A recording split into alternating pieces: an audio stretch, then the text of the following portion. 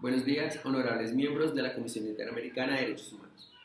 Mi nombre es Álvaro Cubillos.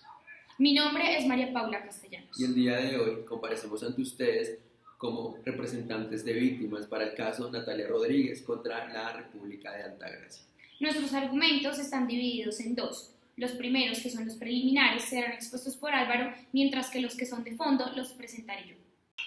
Respecto de los aspectos preliminares, el primero es la competencia de la Comisión Interamericana de Derechos Humanos y la Corte Interamericana de Derechos Humanos para conocer del presente caso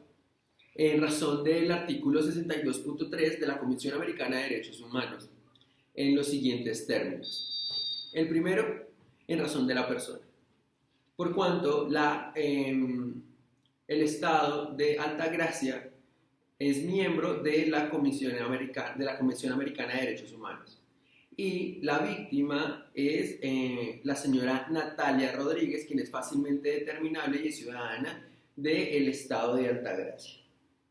En razón de la materia, por cuanto se trata de la vulneración de derechos protegidos por la Convención Americana de Derechos Humanos.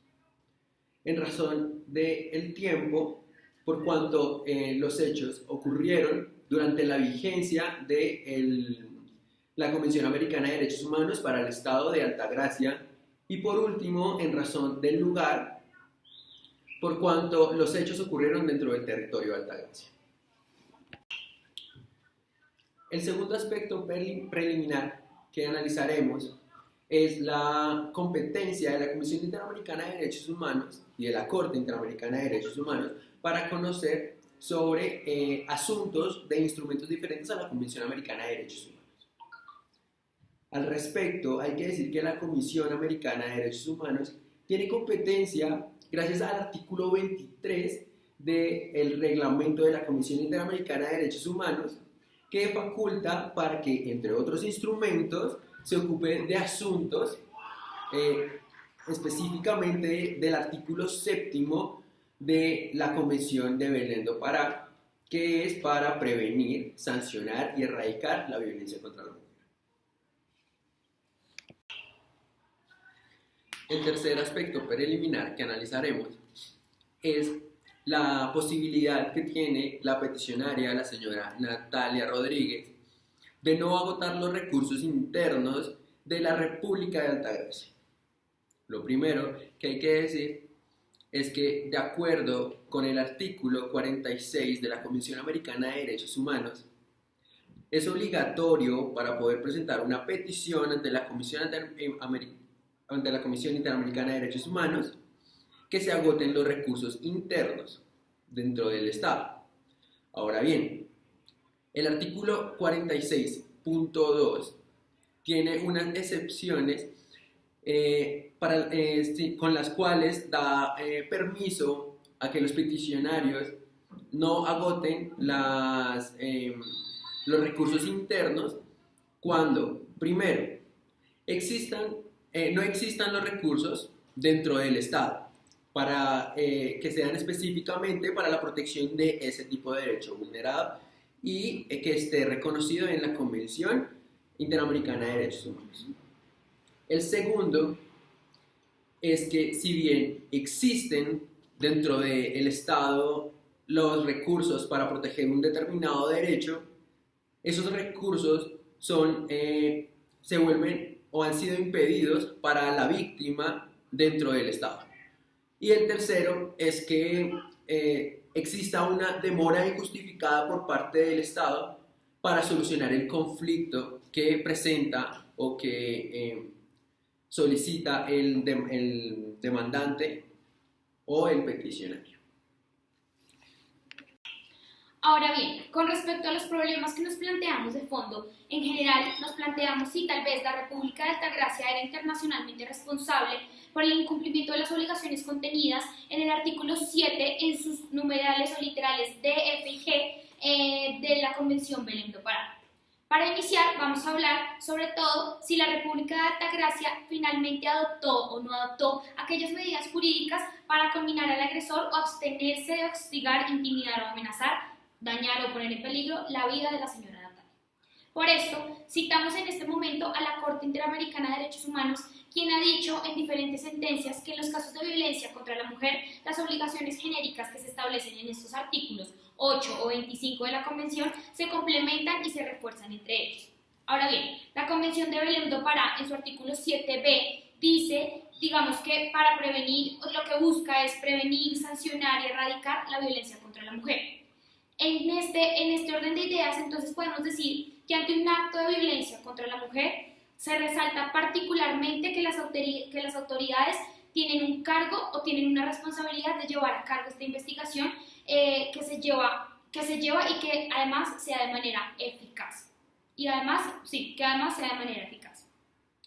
Por esto, en este sentido decimos que la Corte, en el caso Miguel Castro contra Perú, indicó que todos los hechos declarados que violen el derecho a la integridad personal, no solamente de una persona, sino de una mujer, en este caso, van a violar los derechos fundamentales de una mujer. Ahora bien, en este caso específico podemos decir que la República de Altagracia, digamos que por medio de sus instituciones, tanto de la policía como de la comisaría de familia, no adoptaron las medidas jurídicas que resultaban pertinentes para poder coaccionar al señor Iván Duque Petro para que evitara que se presentaran nuevos incidentes contra la señora que era su esposa, en este caso la señora Natalia. Ahora bien, nos remitimos al tercer problema jurídico que nos planteamos en el caso específico de los problemas de fondo, en el cual nosotros nos planteamos si la República de Altagracia no cumplía en este caso en su obligación internacional de establecer procedimientos legales, justos y eficaces para la mujer que en algún caso haya sido sometida a alguna violencia y que incluya en algunos otros las medidas de protección, juicio oportuno y el acceso efectivo a tales procedimientos. Por esto decimos y citamos que este tribunal advirtió en la sentencia en el caso Masacres del Mozote y lugares aledaños contra El Salvador la obligación de investigar violaciones que tengan que ver todo con derechos humanos. Ahora bien, en este orden de ideas es una de las medidas en las cuales se deben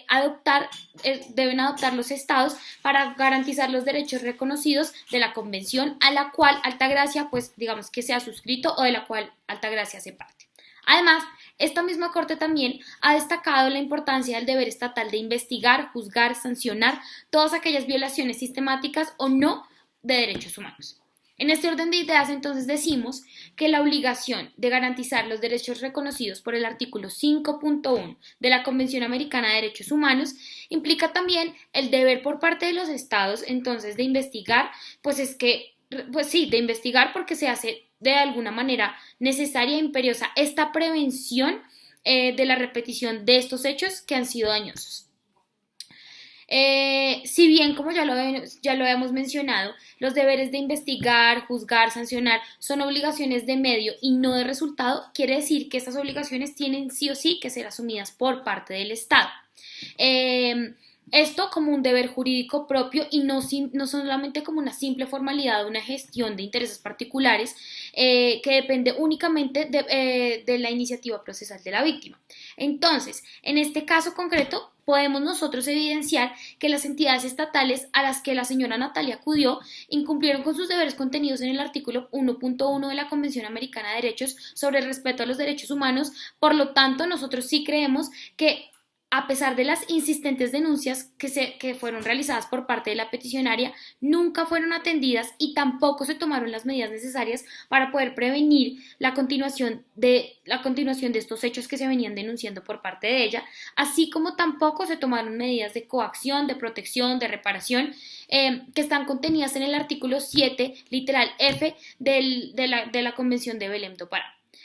Adicionalmente, sí tenemos que decir una cosa, y es que existen procesos jurisdiccionales también de parte administrativa como judiciales que resultaron de alguna forma ineficaces para la señora Natalia, y por lo tanto nosotros decimos que esas autoridades sí desconocieron por sí mismas la legitimidad de las denuncias que fueron interpuestas por ella misma.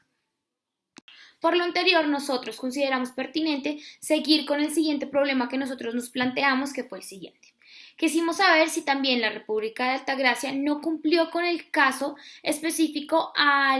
o con sus obligaciones específicas al no establecer los mecanismos judiciales o administrativos necesarios para poderle asegurar a la señora Natalia o a la mujer objeto de violencia que tenga un acceso efectivo al resarcimiento o a la reparación del daño que le fue causado por medio de medios de compensación justos y también eficaces. Por esto, nosotros decimos lo siguiente. La República de Altagracia, sí en su jurisdicción interna, ha logrado constituir diferentes mecanismos o diferentes organismos que para la solución de sus propios conflictos y para la protección de los derechos de sus ciudadanos. Sin embargo, frente al derecho internacional, los estados tienen la obligación de hacer que sus mecanismos sean efectivos en cuanto a la implementación de estos procedimientos judiciales. De esta forma, se entiende entonces que de esta forma, y de acuerdo con la Corte Interamericana de Derechos Humanos, en la sentencia del caso Velázquez Rodríguez versus Honduras, en la cual se menciona los recursos en la jurisdicción interna deben ser no solamente eficaces, sino que también deben ser adecuados. ¿Esto qué quiere decir? Quiere decir que los recursos deben ser idóneos para proteger la situación jurídica que ha sido infringida, en este caso la situación que ha sufrido la señora Natalia por parte de su esposo. Además, dice que los recursos deben ser eficaces para poder obtener los resultados propios de su naturaleza. Es decir, si estamos buscando una eficacia, lo que estamos buscando es que se produzcan unos efectos propios de esta naturaleza. Entonces, de acuerdo con la plataforma fáctica de la que hemos venido hablando y sobre la cual hemos venido trabajando, efectivamente sí habían algunos procedimientos jurisdiccionales para la protección de los derechos, sobre todo en este caso específico de la señora Natalia, pero para nosotros resulta evidente demostrar que los recursos en verdad fueron rechazados y no solamente fueron rechazados, sino que además no se hizo un análisis pertinente y no se hizo un análisis de fondo que fuera realizado por unas instituciones un poco más próximas y apropiadas en las cuales la peticionaria pudiese hacer la verdadera denuncia.